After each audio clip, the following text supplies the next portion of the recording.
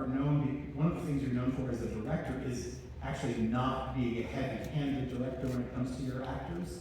I'm not allowed to be now. Well, that's true. He didn't get into this in coordinators now, but no. But just that you give them the script and you kind of let them create. But with Diane Kruger in this film, and she's playing 3 different characters, did you give her any guidance about the differences in the 3 and how to play them differently? Well, it's interesting with Diane because she came to Toronto to start work, and she was shocked to see that there were no rehearsals that were booked in her schedule.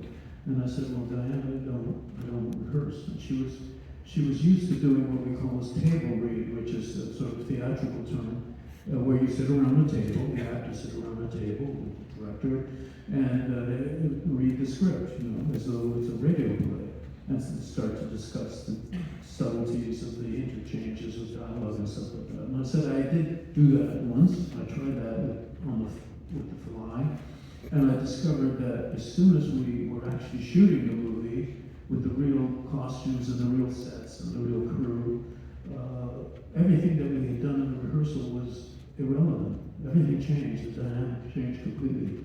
And I thought, well, then that's really kind of a waste of time. I mean, it really is not doing anything. So, really, the script is the first direction. The actors read the script, and that's where they take the first direction from, especially when it's a script that I've written, and it's very precise about the dialogue and stuff. So, I am hands-off. The first time I actually hear the dialogue is when we're blocking the scene. In the morning, we're going to shoot. We start to figure out it's just me, the actors, the cameraman, sound guys. It's, do you stand at the window or go back to the other actor, and then only on this line do you turn? And that's where you're starting to get specific about direction. But I don't want to micromanage the actors. I want them to show me what their instinct tells them these lines should be, the way these lines should be read, for example. So it's, I tell film students that one of the things that they don't usually hear in film school is the part that casting has in directing. Part of directing is being a good casting and working with a good casting director, because that's more than half the battle. When you cast the right actor in the role, it's almost automatic that it's going to be good. So Diane really did just come up with those variations. Yeah. She's a heart and soul of this movie. I think she's tremendous. Well, yeah, three roles. And yeah. I've read that I think some people who saw the movie misunderstood. She is acting the role of Honey. She was in a motion control outfit, and she was all the moves as well as just the voice. It wasn't. Some people thought she was just doing the voice of Honey, but no, she was acting it all with in a motion capture suit with sensors all over her, and 14 cameras around her in a warehouse, basically, and having to act those lines of dialogue.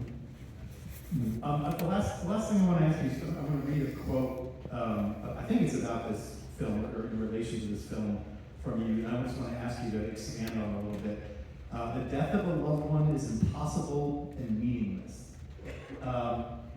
And yet, I don't think you mean that in a negative way. I think that no. Once again, I think it's a tough but accurate observation, and I think it's, speaking of evolution, which I do often, I think we have evolved to look for meaning everywhere.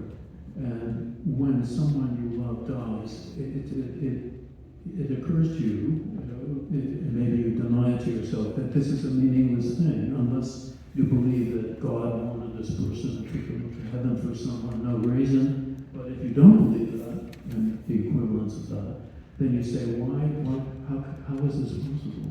And often people do look at each other and say, we can't believe this person is gone. You're right to say that. It's absurd, it's impossible, it's ridiculous, and it's meaningless. And so one of the other things that conspiracy theories can do in that case, and I've seen this happen, is to come up with a conspiracy theory. That the doctors wanted this person to die, that the clinic has some strange, sinister reason for wanting this person to die, or somebody is hit by a car. Was it really really just chance. I mean, of all the people on the street, this person killed this, the loved one of yours. And it's a way of giving meaning to something that probably basically does not have meaning. Before I let you go, I want to ask that you've gone on record recently about saying that maybe talking about the theatrical experience and maybe how it's a little overrated in certain degrees. And I'm wondering if you come to a place like this, with this many people showing up, do you perhaps have second thoughts about that? Well, frankly, I can't see anybody. So, as far as I'm concerned, what I'm hearing is basically a laugh track. Oh no, okay, we can break through on that. Anyway, David Cronenberg, thank you so much for coming back. Thank you guys for sticking around. Please, we're really continue for a couple minutes. Tell everyone how much you love it.